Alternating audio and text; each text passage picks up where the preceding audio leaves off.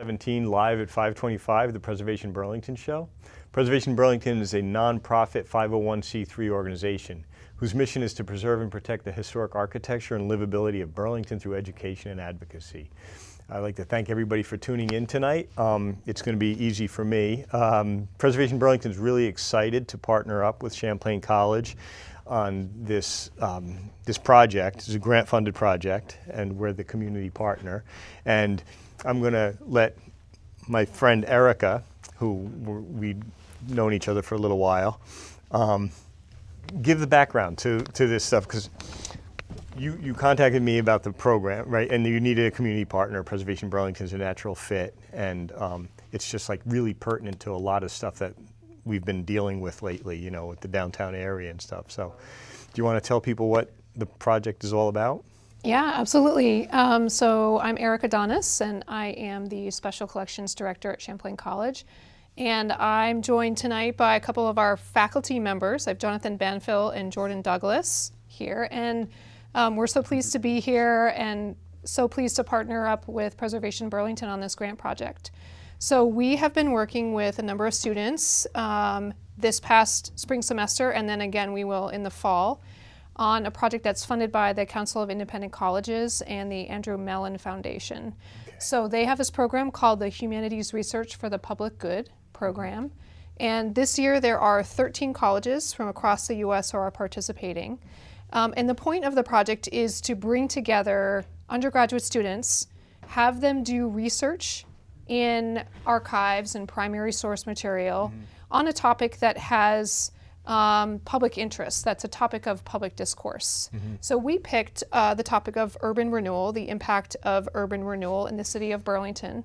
And so we've had not only a lead student researcher studying this topic, and I can tell you a little bit more about what she's been doing specifically, but also several classes who have been working on this. Yeah, that was the surprise to me when you guys put the presentation together to show where the kids are at, right? They, I mean, they're young adults, but, you know, I didn't know it was going to be as expansive as it turned out to be, you know, so that was pretty exciting to see how you incorporated these different media and points of view to add to the same story.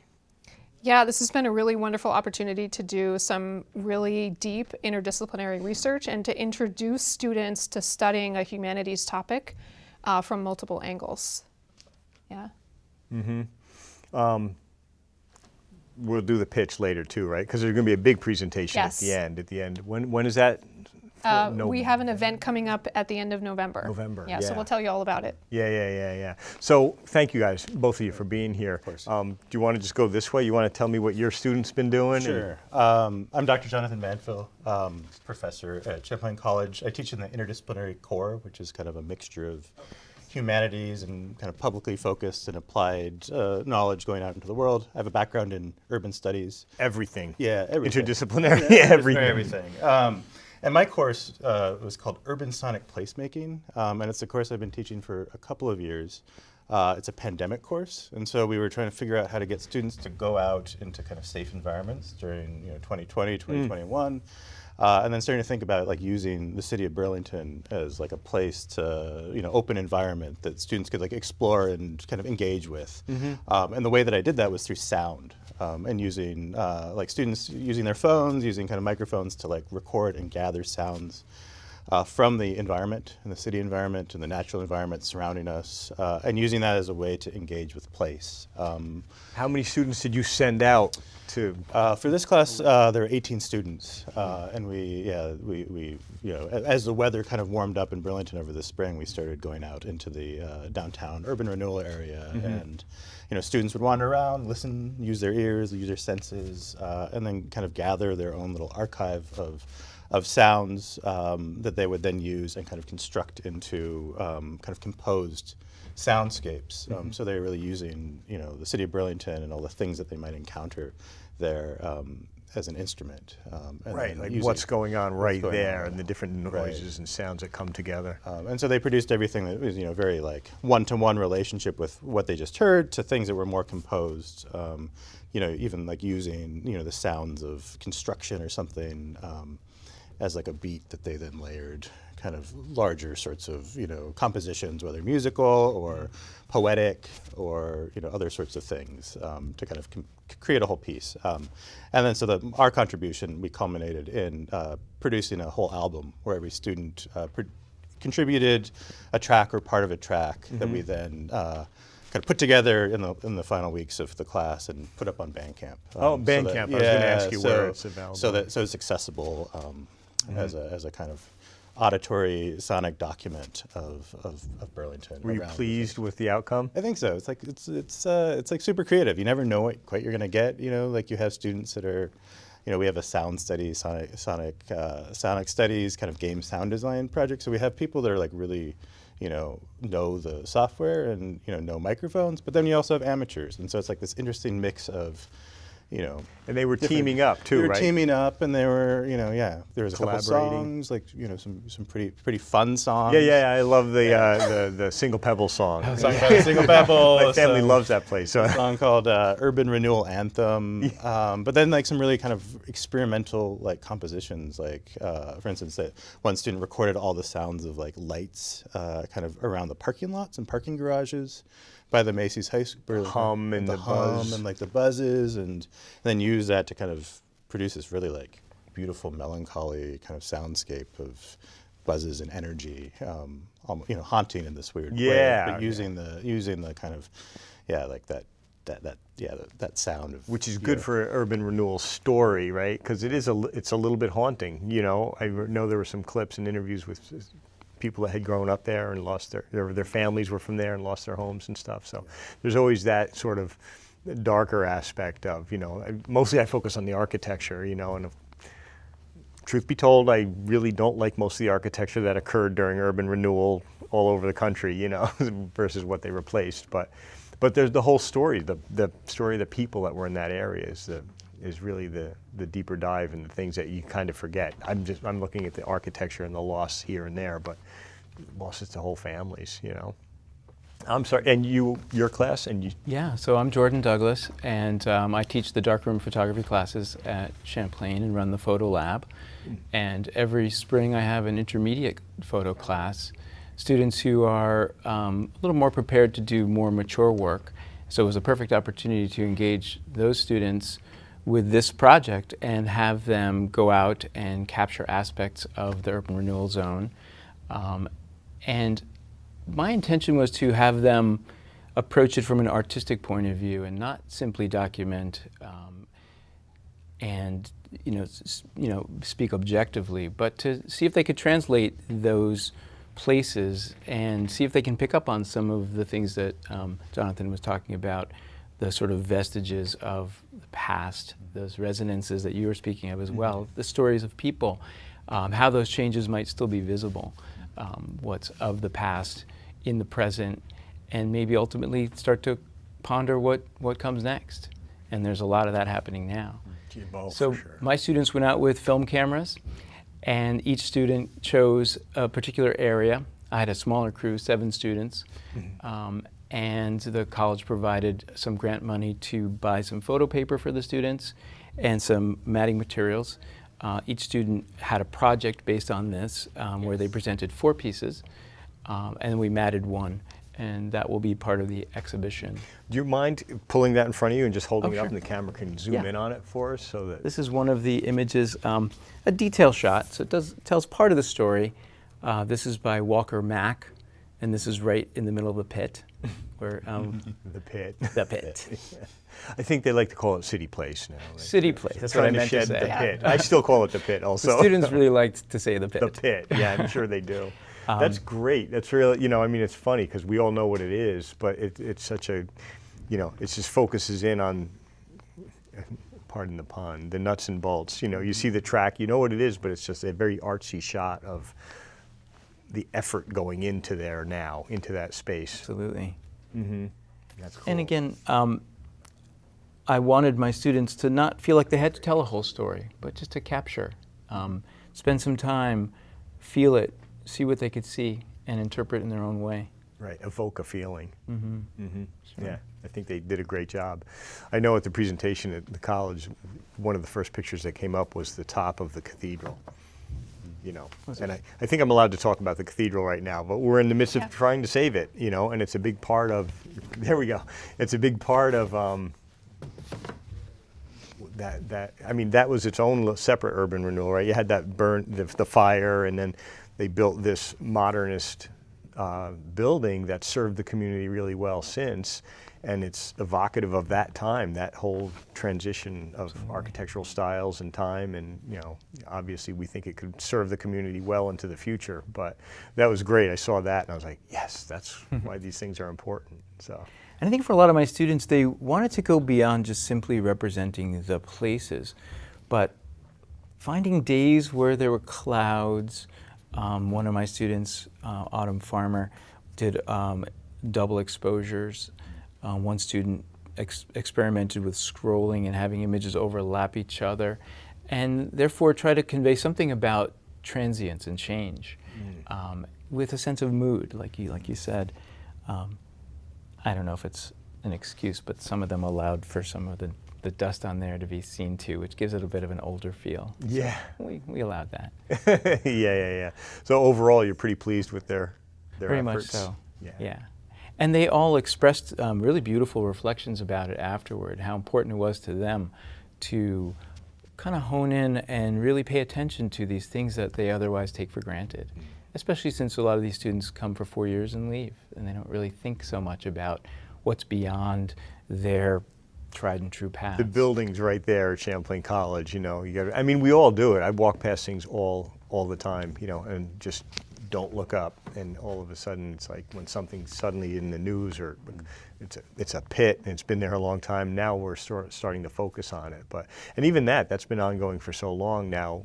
They just changed some of the design. They're going to get rid of the rooftop restaurant and go with housing, which is fine. We need a lot of housing, you know, but all the efforts to turn that around and do something, you know. I've been telling people, well, it'll be better, you know, because it's a pit and they're reconnecting the two streets, and, you know.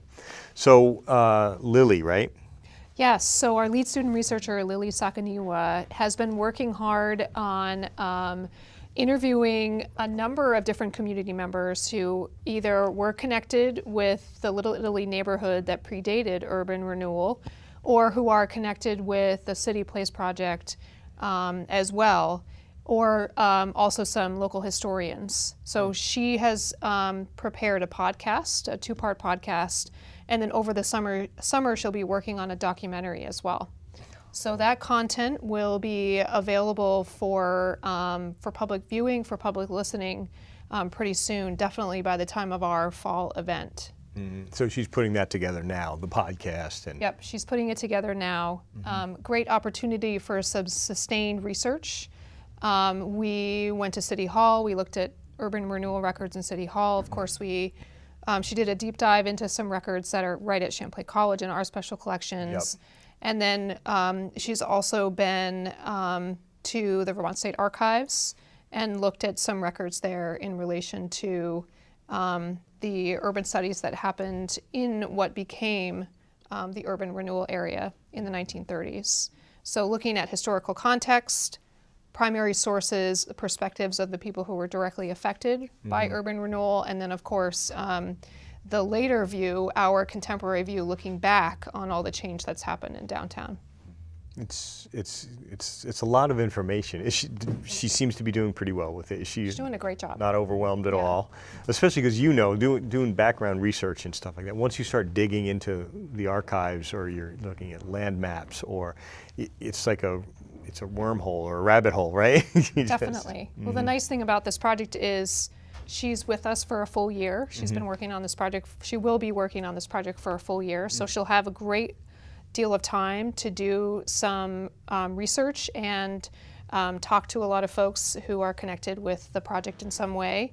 And she will just have a sustained period of time to produce a really great quality project. Yeah. Well. She seemed really, you know, energetic and excited about it, and I love the soundbite she got of Dave Farrington's aunt. Right? Was it his aunt or great aunt? I forget. His aunt, Monica Farrington, who's a former resident of the Little Italy neighborhood. Yeah. So her perspective now, her nephew is building City Place, and that's just drawing that parallel, that line from here to what was there to what's coming next, is pretty interesting, to hear, and somebody alive from then to now, Yes.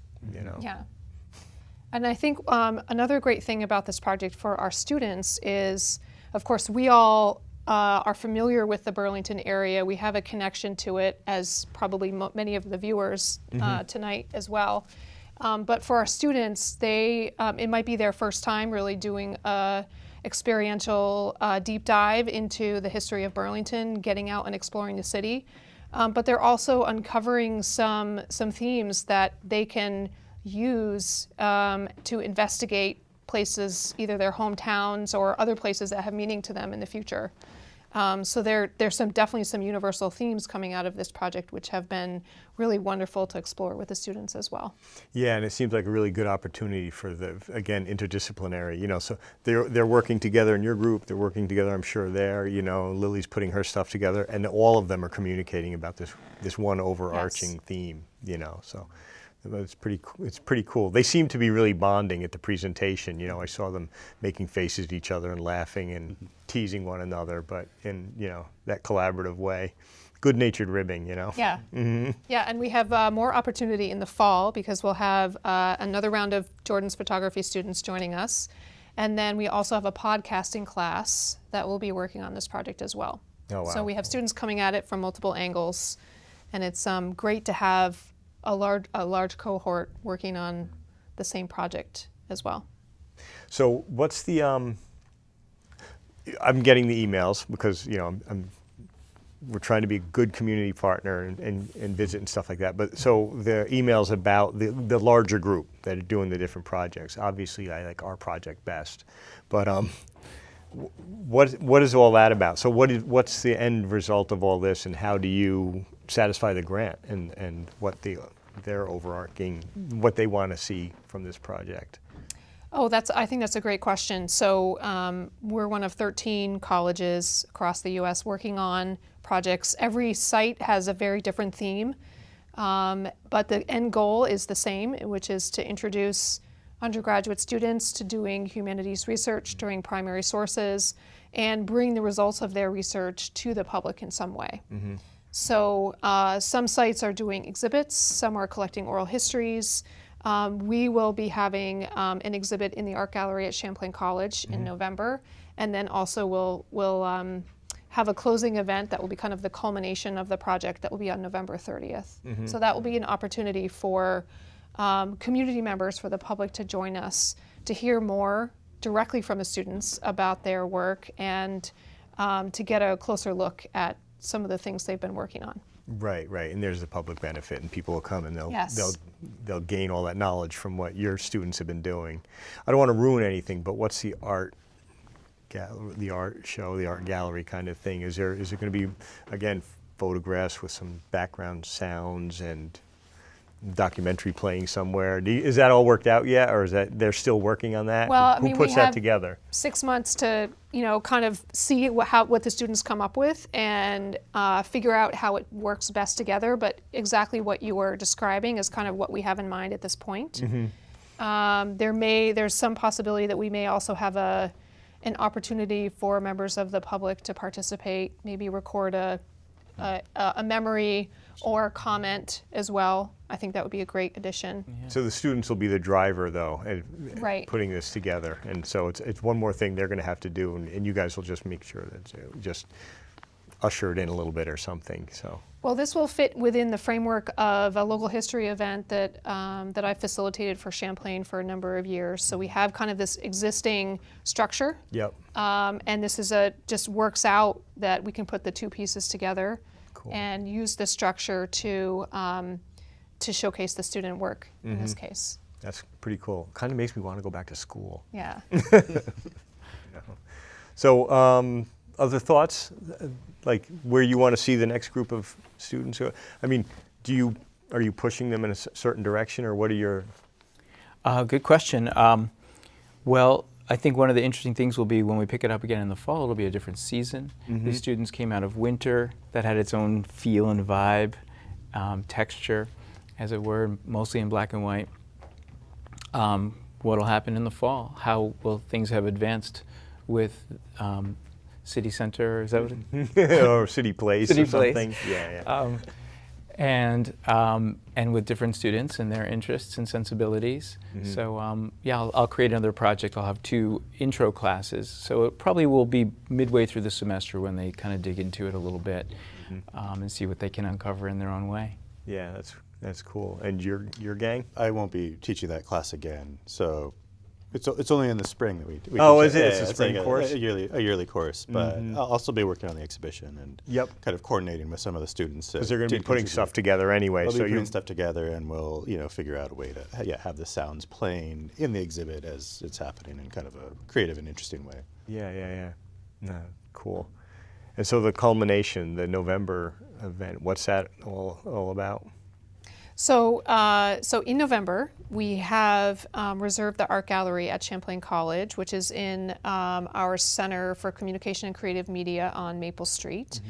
And so we have that space for most of the month of November. So stay tuned for the official dates of the unveiling. And then on November 30th, that evening we'll be having our local history event, our community event. So members of the public will definitely be invited to join us for that.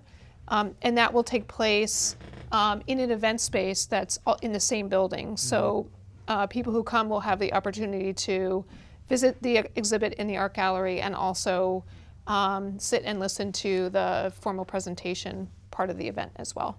Cool. So it'll be a big production that day.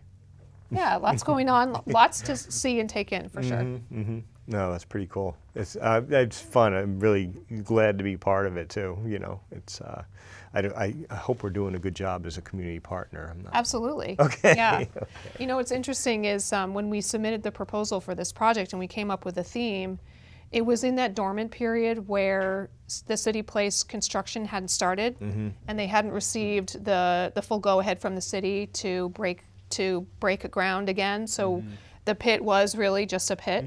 And so we had no idea, of course, that things would develop as they did, but the timing is very serendipitous. And of course, the discussion in terms of the outcome of the Catholic Cathedral, the Cathedral of Immaculate Conception, that is also come about since we submitted our proposal as well. So things are happening. This is a good time, I think, for this project. Yeah, it's a dynamic part of the city. I mean, it has been, even if you hated the mall or whatever, but, and there's just so much happening down there right now and potential for what might happen. And, I do think, I never liked the mall. I didn't, and streets stopping and I have to go around, it drove me crazy, so overall it'll be better, I think, and the cathedral has a lot of community support. There's 4 separate community groups that have all made basically full price offers to keep it and turn it into multiple different, things that would benefit the community, either a venue for music and events or a local history museum. There's a group that's not the Chittenden County Historic Society, but they want to create a Burlington history space, and have all that. So we'll see, fingers crossed, everything's up in the air right now over there and happening at the same time. So this is really pretty cool to, like you said, serendipitous to have it all come together at the same time, while this project is going on. Well, anything else you want to give us a heads up about? Anything coming up? Just that we had talked about regrouping during this program in the fall. So we'll do an update at that point. Excellent.